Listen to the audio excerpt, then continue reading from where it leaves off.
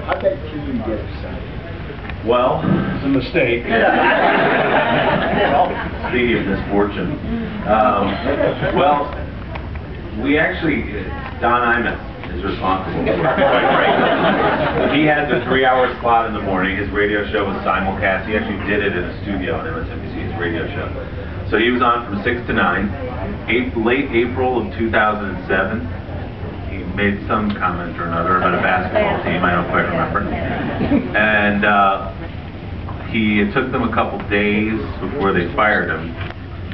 But literally the next morning they had 3 hours to fill every day, 5 days a week, and no show to put on. Stephanie Miller did.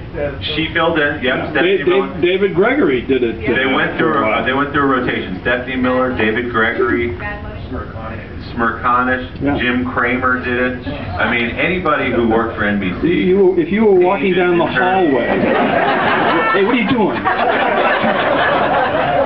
That's actually a little bit true. I was working on a different show at night, and I'd see Phil Griffin coming, our boss, and oh no, he's doing it. Can you get up at 4 a.m. tomorrow? Just help me out, just for 3 hours.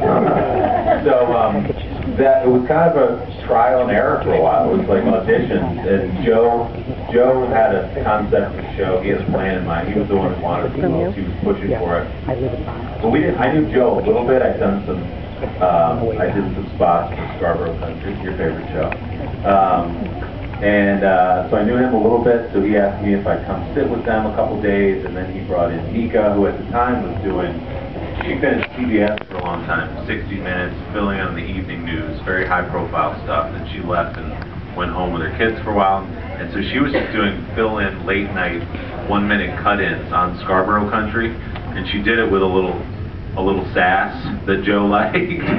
She would mock Joe's show when she tossed back to it. And the story Joe always tells is, she said, and now we return to Scarborough Country. And then totally condescending tone. And Joe, she said, he started in the hallway one time.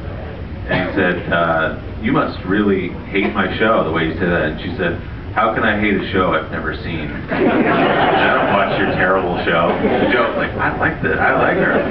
So we went, the three of us, and Mike came on board, and he'd come in a few days a week. And that's how it started. That's how they always, just yeah. Phil Griffin. Hey, buddy. He's the boss. He calls everybody buddy. Just do it. Do it for a couple days. Yeah.